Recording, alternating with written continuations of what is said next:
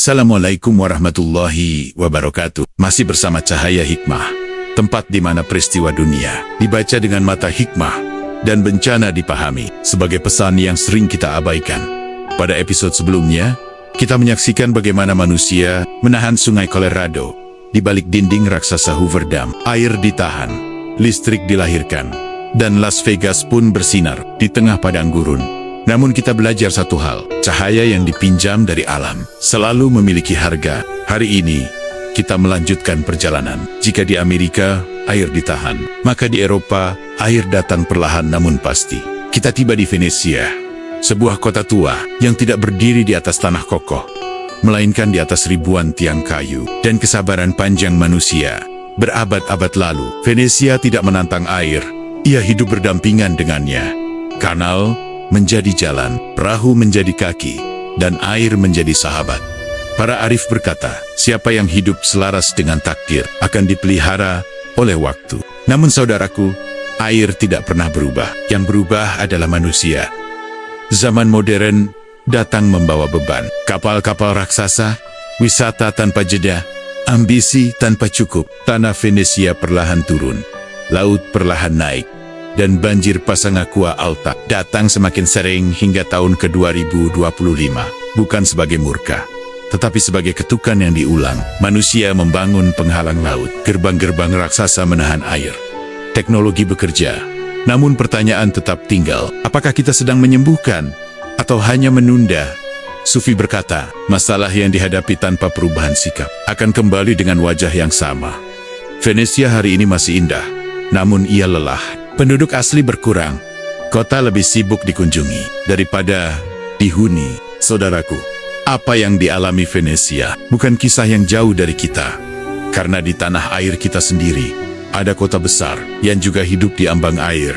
Namanya Jakarta. Jika Venesia diuji oleh laut yang naik, Jakarta diuji oleh tanah yang turun. Namun, pesan alamnya sama. Jakarta bukan kota yang kekurangan hujan, tetapi kota yang terlalu lama lupa menata.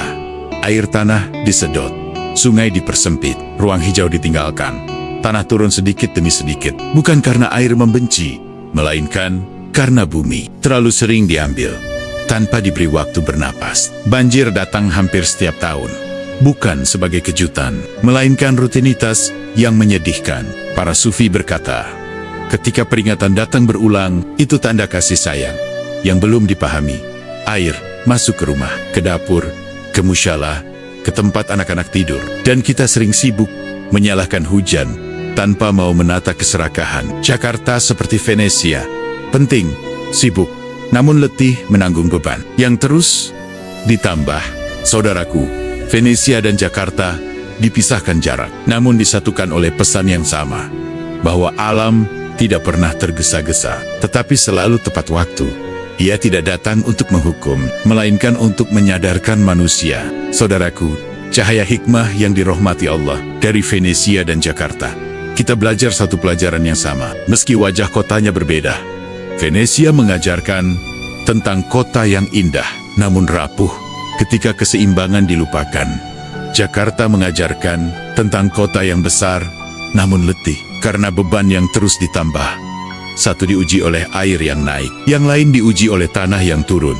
Namun, pesan alamnya sama, bahwa keseimbangan bukan pilihan, melainkan keharusan. Para sufi berkata, alam tidak pernah berkhianat. Ia hanya jujur menampilkan akibat dari perbuatan manusia. Air tidak datang untuk memusuhi.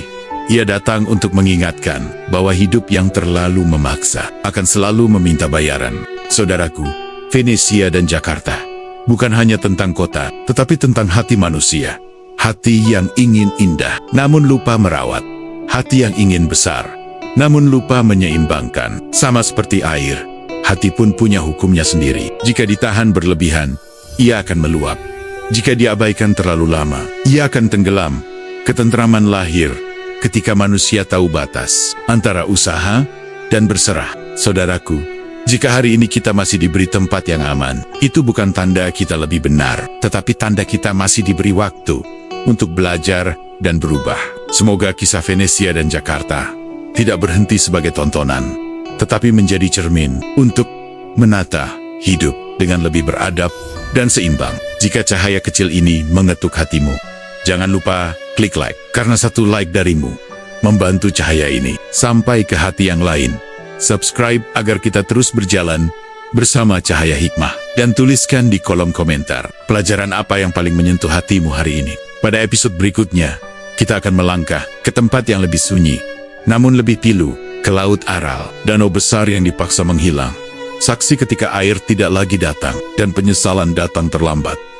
Karena jika Venesia dan Jakarta mengajarkan tentang air yang berlebih, maka Laut Aral mengajarkan tentang air yang sengaja dihabiskan. Masih bersama Cahaya Hikmah, karena di setiap tempat selalu ada pelajaran, dan di setiap pelajaran selalu ada cahaya. Dan semoga yang menonton video ini, kami doakan selalu dalam lindungan Allah Subhanahu wa Ta'ala, dan semoga dimasukkan dalam surganya. Amin. Ya Robbal Alamin. Wassalamualaikum warahmatullahi wabarakatuh.